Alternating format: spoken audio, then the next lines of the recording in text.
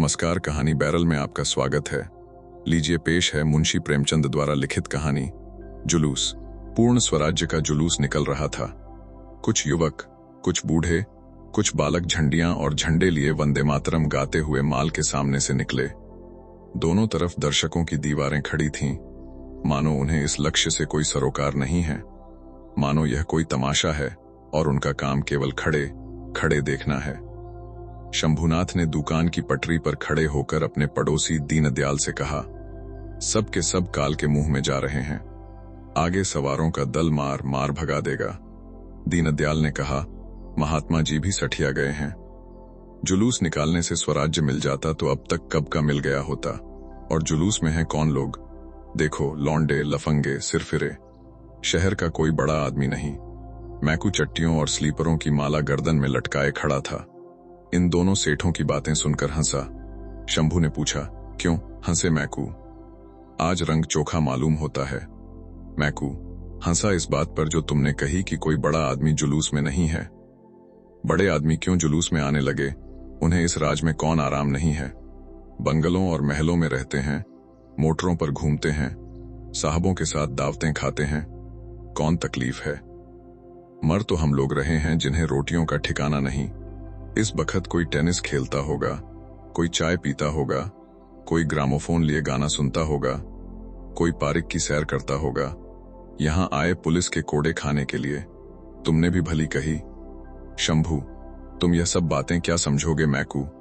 जिस काम में 4 बड़े आदमी अगुआ होते हैं, उसकी सरकार पर भी धाक बैठ जाती है। लौंडों, लफंगों का गोल भला हाकिमों की निगाह में क्या जंचेगा? मैकू ने ऐसी दृष्टि से देखा जो कह रही थी, इन बातों के समझने का ठीका कुछ तुम्ही ने नहीं लिया है, और बोला, बड़े आदमी को तो हम ही लोग बनाते, बिगाड़ते हैं या कोई और। इतने ही लोग जिन्हें कोई पूछता भी न था, हमारे ही बनाए बड़े आदमी बन गए और अब मोटरों पर निकलते हैं और हमें नीच समझते हैं।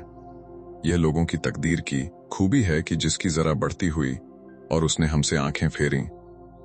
हमारा बड़ा आदमी तो वही है जो लंगोटी बांधे नंगे पांव घूमता है, जो हमारी दशा को सुधारने के लिए अपनी जान हथेली पर लिए फिरता है, और हमें किसी बड़े आदमी की परवाह नहीं है। सच पूछो तो इन बड़े आदमियों ने ही हमारी मिट्टी खराब कर रखी है। इन्हें सरकार ने कोई अच्छी सी जगह दे दी, बस उसका दम भरने लगे। दीनदयाल, नया दारोगा बड़ा जल्लाद है। चौरास्ते पर पहुंचते ही हंटर लेकर पिल पड़ेगा। फिर देखना सब कैसे दुम दबाकर भागते हैं, मजा आएगा। जुलूस स्वाधीनता के नशे में चूर चौरास्ते पर पहुंचा तो देखा, आगे सवारों और सिपाहियों का एक दस्ता रास्ता रोके खड़ा है। सहसा दारोगा बीरबल सिंह घोड़ा बढ़ाकर जुलूस के सामने आ गए और बोले, तुम लोगों को आगे जाने का हुक्म नहीं है।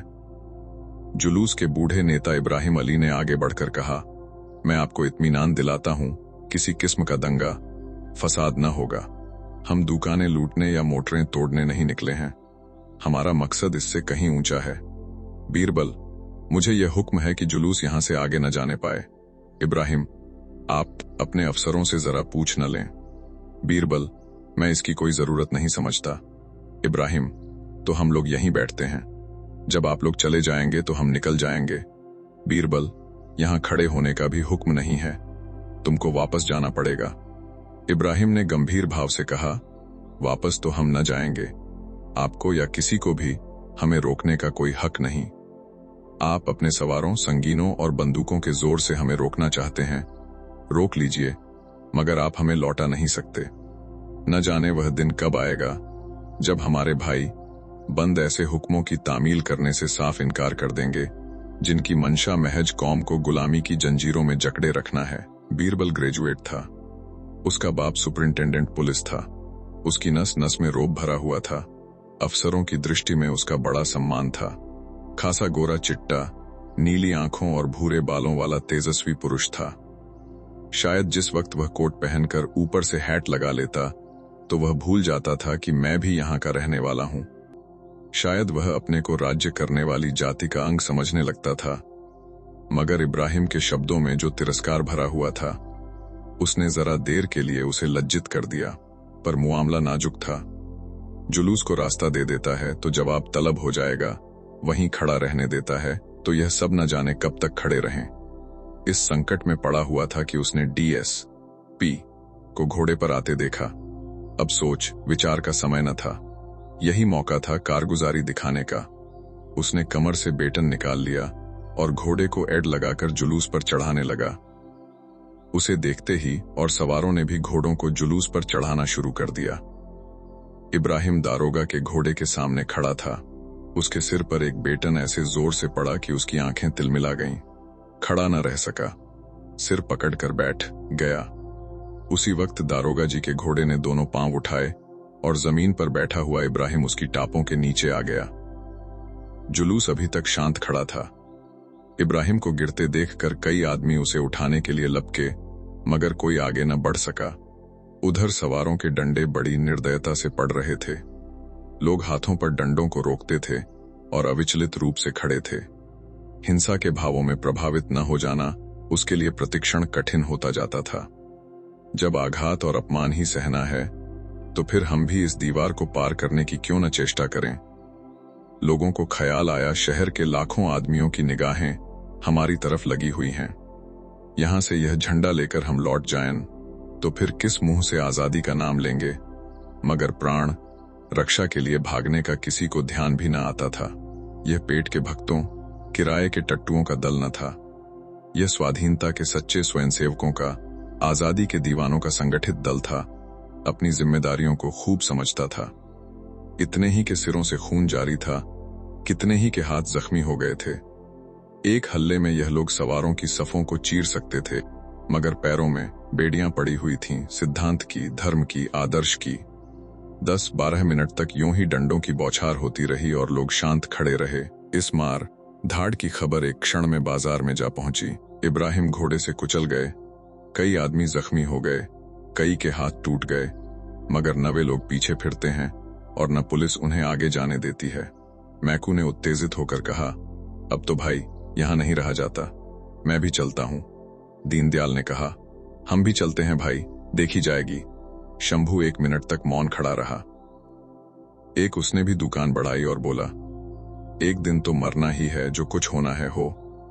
आखिर वे लोग सभी के लिए तो जान दे रहे हैं। देखते देखते अधिकांश दुकानें बंद हो गईं। वह लोग 6 मिनट पहले तमाशा देख रहे थे, इधर उधर से दौड़ पड़े और हजारों आदमियों का एक विराट दल घटनास्थल की ओर चला। यह उन्मत्त, हिंसामत से भरे हुए मनुष्यों का समूह था, जिसे सिद्धांत और आदर्श की परवाह न थी, जो मरने के लिए ही नहीं, मारने के लिए भी तैयार थे। कितनों ही के हाथों में लाठियां थीं, कितने ही जेबों में पत्थर भरे हुए थे। न कोई किसी से कुछ बोलता था, न पूछता था। सब के सब मन में एक दृढ़ संकल्प किए लपके चले जा रहे थे, मानो कोई घटा उमड़ी चली आती हो। इस दल को दूर से देखते ही सवारों में कुछ हलचल पड़ी। बीरबल सिंह के चेहरे पर हवाइयां उड़ने लगीं। डीएसपी ने अपनी मोटर बढ़ाई। शांति और अहिंसा के व्रतधारियों पर डंडे बरसाना और बात थी, एक उन्मत्त दल से मुकाबला करना दूसरी बात। सवार और सिपाही पीछे खिसक गए। इब्राहिम की पीठ पर घोड़े ने टाप रख दी। वह अचेत जमीन पर पड़े थे। इन आदमियों का शोरगुल सुनकर आप ही आप उनकी आंखें खुल गईं। एक युवक को इशारे से बुलाकर कहा, क्यों कैलाश, क्या कुछ लोग शहर से आ रहे हैं? कैलाश ने उस बढ़ती हुई घटा की ओर देखकर कहा, जी हां, हजारों आदमी हैं। इब्राहिम, तो अब खैरियत नहीं है, झंडा लौटा दो। हमें फौरन लौट चलना चाहिए, नहीं तूफान मच जाएगा। हमें अपने भाइयों से लड़ाई नहीं करनी है, फौरन लौट चलो। ये कहते हुए उन्होंने उठने की चेष्टा की, मगर उठ न सके। इशारे की देर थी। संगठित सेना की भांति लोग हुक्म पाते ही पीछे फिर गए। झंडियों के बांसों, साफों और रूमालों से चटपट एक स्ट्रेचर तैयार हो गया। इब्राहिम को लोगों ने उस पर लिटा दिया और पीछे फिरे। मगर क्या वह परास्त हो गए थे? अगर कुछ लोगों को उन्हें परास्त मानने में ही संतोष हो तो हो, लेकिन वास्तव में उन्होंने एक युगांतकारी विजय प्राप्त की थी। वे जानते थे, हमारा संघर्ष अपने ही भाइयों से है, जिनके हित परिस्थितियों के कारण हमारे हितों से भिन्न हैं। हमें उनसे वैर नहीं करना है। फिर वह यह भी नहीं चाहते कि शहर में लूट और दंगे का बाजार गर्म हो जाए और हमारे धर्म युद्ध का अंत लूटी हुई दुकानें, फूटे हुए सिर हों। उनकी विजय का सबसे उज्जवल चिन्ह यह था कि उन्होंने जनता की सहानुभूति प्राप्त कर ली थी। वही लोग जो पहले उन पर हंसते थे, उनका धैर्य और साहस देखकर उनकी सहायता के लिए निकल पड़े थे। मनोवृत्ति का यह परिवर्तन ही हमारी असली विजय है।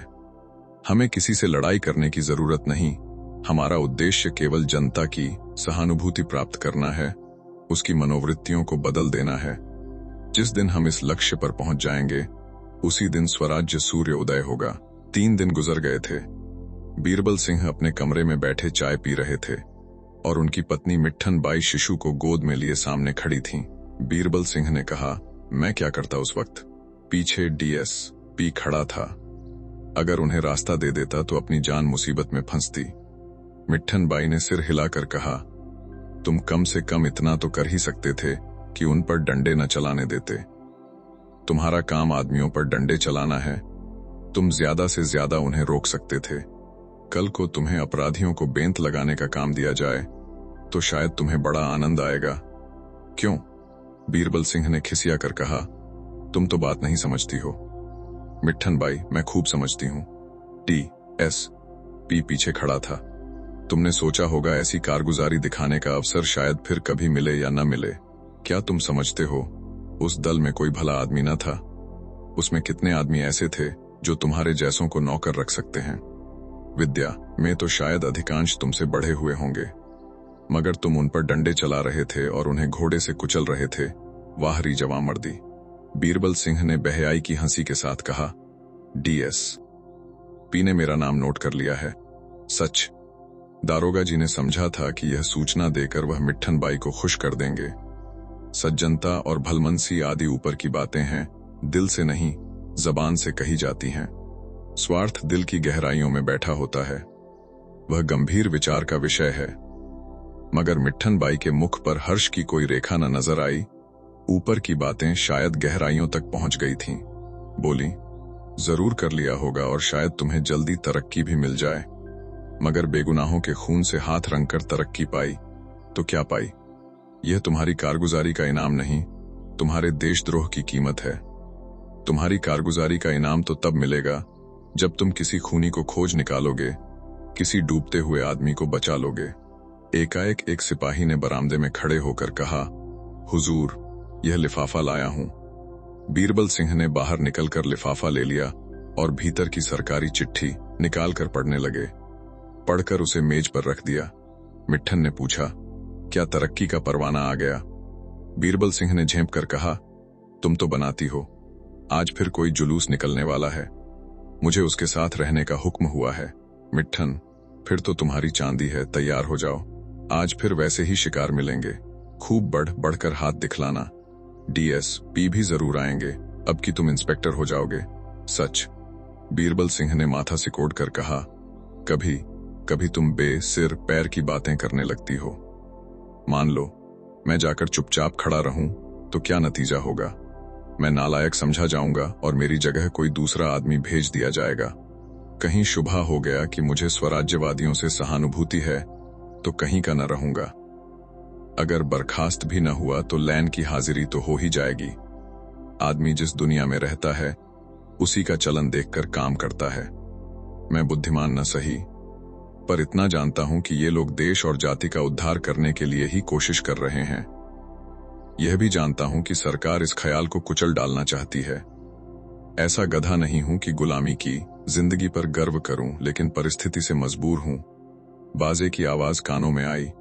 बीरबल सिंह ने बाहर जाकर पूछा, मालूम हुआ स्वराज्य वालों का जुलूस आ रहा है। चटपट वर्दी पहनी, साफा बांधा और जेब में पिस्तौल रखकर बाहर आए। एक क्षण में घोड़ा तैयार हो गया। कांस्टेबल पहले ही से तैयार बैठे थे। सब लोग डबल मार्च करते हुए जुलूस की तरफ चले। ये लोग डबल मार्च करते हुए कोई 15 मिनट में जुलूस के सामने पहुंच गए।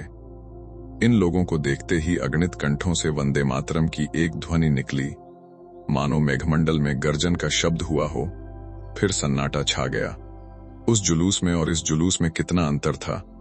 वह स्वराज्य के उत्सव का जुलूस था, यह एक शहीद के मातम का। 3 दिन के भीषण ज्वर और वेदना के बाद आज उस जीवन का अंत हो गया जिसने कभी पद की लालसा नहीं की, कभी अधिकार के सामने सिर नहीं झुकाया। उन्होंने मरते समय वसीयत की थी कि मेरी लाश को गंगा में नहलाकर दफन किया जाए और मेरे मजार पर स्वराज्य का झंडा खड़ा किया जाए। उनके मरने का समाचार फैलते ही सारे शहर पर मातम का पर्दा सा पड़ गया। जो सुनता था एक बार इस तरह चौंक पड़ता था जैसे उसे गोली लग गई हो और तुरंत उनके दर्शनों के लिए भागता था। सारे बाजार बंद हो गए, इक्कों और तांगों का कहीं पता न था, जैसे शहर लुट गया हो। देखते देखते सारा शहर उमड़ पड़ा। जिस वक्त जनाजा उठा, लाख सवा लाख आदमी साथ थे। कोई आंख ऐसी न थी जो आंसुओं से लाल न हो। बीरबल सिंह अपने कांस्टेबलों और सवारों को 5 गज के फासले पर जुलूस के साथ चलने का हुक्म देकर खुद पीछे चले गए। पिछली सफों में कोई 50 गज तक महिलाएं थीं। दारोगा ने उनकी तरफ ताका। पहली ही कतार में मिट्ठन बाई नजर आई। बीरबल को विश्वास न आया, फिर ध्यान से देखा, वही थी। मिट्ठन ने उनकी तरफ एक बार देखा और आंखें फेर लीं, पर उसकी एक चितवन में कुछ ऐसा धिक्कार, कुछ ऐसी लज्जा, कुछ ऐसी व्यथा, कुछ ऐसी घृणा भरी हुई थी कि बीरबल सिंह की देह में सिर से पांव तक सनसनी सी दौड़ गई। वह अपनी दृष्टि में कभी इतने हल्के, इतने दुर्बल, इतने जलील न हुए थे। सहसा एक युवती ने दारोगा जी की तरफ देखकर कहा, कोतवाल साहब, कहीं हम लोगों पर डंडे न चला दीजिएगा, आपको देखकर भय हो रहा है। दूसरी बोली, आप ही के कोई भाई तो थे जिन्होंने उस माल के चौरस्ते पर इस पुरुष पर आघात किए थे। मिट्ठन ने कहा, आपके कोई भाई न थे, आप खुद थे। बीसियों ही मुंहों से आवाजें निकलीं, अच्छा, ये वही महाशय हैं। महाशय, आपको नमस्कार है। यह आप ही की कृपा का फल है कि आज हम भी आपके डंडे के दर्शन के लिए आ खड़ी हुई हैं। बीरबल ने मिट्ठन बाई की ओर आंखों का भाला चलाया, पर मुंह से कुछ न बोले। एक तीसरी महिला ने फिर कहा, हम एक जलसा करके आपको जयमाल पहनाएंगे और आपका यशोगान करेंगे। चौथी ने कहा, आप बिल्कुल अंग्रेज मालूम होते हैं, जब ही इतने गोरे हैं। एक बुढ़िया ने आंखें चढ़ाकर कहा, मेरी कोख में ऐसा बालक जन्मा होता तो उसकी गर्दन मरोड़ देती। एक युवती ने उसका तिरस्कार करके कहा, आप भी खूब कहती हैं माताजी, कुत्ते तक तो नमक का हक अदा करते हैं, यह तो आदमी है। बुढ़िया ने झल्ला कर कहा, पेट के गुलाम, हाय पेट, हाय पेट। इस पर कई स्त्रियों ने बुढ़िया को आड़े हाथों ले लिया और वह बेचारी लज्जित होकर बोली, अरे, मैं कुछ कहती थोड़े ही हूं, मगर ऐसा आदमी भी क्या जो स्वार्थ के पीछे अंधा हो जाए। बीरबल सिंह अब और न सुन सके। घोड़ा बढ़ाकर जुलूस से कई गज पीछे चले गए। मर्द लज्जित करता है तो हमें क्रोध आता है, स्त्रियां लज्जित करती हैं तो ग्लानि उत्पन्न होती है। बीरबल सिंह की इस वक्त इतनी हिम्मत न थी कि फिर उन महिलाओं के सामने जाते। अपने अफसरों पर क्रोध आया, मुझी को बार बार क्यों इन कामों पर तैनात किया जाता है, और लोग भी तो हैं, उन्हें क्यों नहीं लाया जाता। क्या मैं ही सबसे गया बीता हूं? क्या मैं ही सबसे भावष्ण हूं? मिट्ठी इस वक्त मुझे दिल में कितना कायर और नीच समझ रही होगी। शायद इस वक्त मुझे कोई मार डाले तो वह जबान भी न खोलेगी।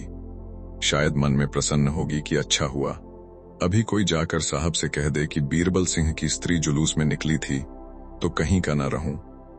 मिट्ठी जानती है, समझती है, फिर भी निकल खड़ी हुई। मुझसे पूछा तक नहीं, कोई फिक्र नहीं है ना। जब ही ये बातें सूझती हैं, यहां सभी बेफिक्र हैं, कॉलेजों और स्कूलों के लड़के, मजदूर, पेशेवर, इन्हें क्या चिंता। मरण तो हम लोगों की है जिनके बाल बच्चे हैं और कुल मर्यादा का ध्यान है। सब की सब मेरी तरफ कैसा घूर रही थीं, मानो खा जाएंगी। जुलूस शहर की मुख्य सड़कों से गुजरता हुआ चला जा रहा था। दोनों ओर छतों पर, छज्जों पर, जंगलों पर, वृक्षों पर दर्शकों की दीवारें सी खड़ी थीं। बीरबल सिंह को आज उनके चेहरों पर एक नई स्फूर्ति, एक नया उत्साह, एक नया गर्व झलकता हुआ मालूम होता था। स्फूर्ति थी वृक्षों के चेहरे पर, उत्साह युवकों के और गर्व रमणियों के। यह स्वराज्य के पथ पर चलने का उल्लास था। अब उनको यात्रा का लक्ष्य अज्ञात न था। पथभ्रष्टों की भांति इधर उधर भटकना न था, दलितों की भांति सिर झुकाकर रोना न था। स्वाधीनता का सुनहला शिखर सुदूर आकाश में चमक रहा था। ऐसा जान पड़ता था कि लोगों को बीच के नालों और जंगलों की परवाह नहीं है। सब उस सुनहले लक्ष्य पर पहुंचने के लिए उत्सुक हो रहे हैं। 11 बजते जुलूस नदी के किनारे जा पहुंचा। जनाजा उतारा गया और लोग शव को गंगा स्नान कराने के लिए चले। उसके शीतल, शांत, पीले मस्तक पर लाठी की चोट साफ नजर आ रही, रक्त जमकर काला हो गया था। सिर के बड़े बड़े बाल खून जम जाने से किसी चित्रकार की टूलिका की भांति चिमट गए थे। कई हजार आदमी इस शहीद के अंतिम दर्शनों के लिए मंडल बांधकर खड़े हो गए। बीरबल सिंह पीछे घोड़े पर सवार खड़े थे। लाठी की चोट उन्हें भी नजर आई। उनकी आत्मा ने जोर से धिक्कारा। वह शव की ओर न ताक सके, मुंह फेर लिया।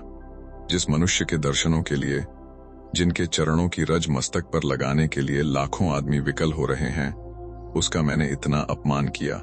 उनकी आत्मा इस समय स्वीकार कर रही थी कि उस निर्दय प्रहार में कर्तव्य के भाव का लेश भी न था, केवल स्वार्थ था। कारगुजारी दिखाने की हवस और अफसरों को खुश करने की लिप्सा थी। हजारों आंखें क्रोध से भरी हुई उनकी ओर देख रही थीं, पर वह सामने ताकने का साहस न कर सकते थे।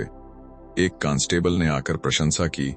हुजूर का हाथ गहरा पड़ा था, अभी तक खोपड़ी खुली हुई है। सबकी आंखें खुल गईं। बीरबल ने उपेक्षा की। मैं इसे अपनी जवानमर्दी नहीं, अपना कमीनापन समझता हूं। कांस्टेबल ने फिर खुशामद की। बड़ा सरकश आदमी था हुजूर। बीरबल ने तीव्र भाव से कहा, चुप, अहो। जानते भी हो सरकश किसे कहते हैं?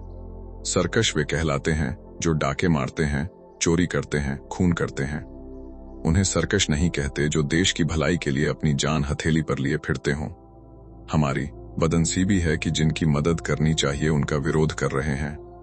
यह घमंड करने और खुश होने की बात नहीं है, शर्म करने और रोने की बात है। स्नान समाप्त हुआ। जुलूस यहां से फिर रवाना हुआ। शव को जब खाक के नीचे सुलाकर लोग लौटने लगे तो 2 बज रहे थे। मिट्ठन 22 स्त्रियों के साथ कुछ दूर तक तो आई, पर क्वींस पार्क में आकर ठिठक गई। घर जाने की इच्छा न हुई। वह जीर्ण, आहत, रक्तरंजित शव मानो उसके अंतस्थल में बैठा उसे धिक्कार रहा था। पति से उसका मन इतना विरक्त हो गया था कि अब उसे धिक्कारने की भी उसकी इच्छा न थी। ऐसे स्वार्थी मनुष्य पर भय के सिवा और किसी चीज का असर हो सकता है, इसका उसे विश्वास ही न था। वह बड़ी देर तक पार्क में घास पर बैठी सोचती रही, पर अपने कर्तव्य का कुछ निश्चय न कर सकी। मैके जा सकती थी, किंतु वहां से 2 महीने में फिर इसी घर आना पड़ेगा। नहीं, मैं किसी की आश्रित न बनूंगी। क्या मैं अपने गुजर बसर को भी नहीं कमा सकती? उसने स्वयं भांति की कठिनाइयों की कल्पना की, पर आज उसकी आत्मा में न जाने इतना बल कहां से आ गया। इन कल्पनाओं को ध्यान में लाना ही उसे अपनी कमजोरी मालूम हुई। सहसा उसे इब्राहिम अली की वृद्धा विधवा का ख्याल आया। उसने सुना था उनके लड़के बाले नहीं हैं, बेचारी बैठी रो रही होंगी, कोई तसल्ली देने वाला भी पास न होगा। वह उनके मकान की ओर चली। पता उसने पहले ही अपने साथ की औरतों से पूछ लिया था। वह दिल में सोचती जाती थी, मैं उनसे कैसे मिलूंगी, उनसे क्या कहूंगी, उन्हें किन शब्दों में समझाऊंगी। इन्हीं विचारों में डूबी हुई वह इब्राहिम अली के घर पर पहुंच गई। मकान एक गली में था, साफ सुथरा, लेकिन द्वार पर हसरत बरस रही थी। उसने धड़कते हुए हृदय से अंदर कदम रखा। सामने बरामदे में एक खाट पर वह वृद्धा बैठी हुई थी, जिसके पति ने आज स्वाधीनता की वेदी पर अपना बलिदान दिया था। उसके सामने सादे कपड़े पहने एक युवक खड़ा, आंखों में आंसू भरे वृद्धा से बातें कर रहा था। मिट्ठन उस युवक को देखकर चौंक पड़ी। वह बीरबल सिंह थे। उसने क्रोधमय आश्चर्य से पूछा, तुम यहां कैसे आए? बीरबल सिंह ने कहा, उसी तरह जैसे तुम आई, अपने अपराध क्षमा कराने आया हूं। मिट्ठन के गोरे मुखड़े पर आज गर्व, उल्लास और प्रेम की जो उज्जवल विभूति नजर आई, वह अकथनीय थी। ऐसा जान पड़ा मानो उसके जन्म जन्मांतर के क्लेश मिट गए हैं। वह चिंता और माया के बंधनों से मुक्त हो गई है। आप सुन रहे थे कहानी बैरल से मुंशी प्रेमचंद द्वारा लिखित कहानी जुलूस। वीडियो पसंद आया तो इसे लाइक करिए और चैनल को भी सब्सक्राइब कीजिए। धन्यवाद।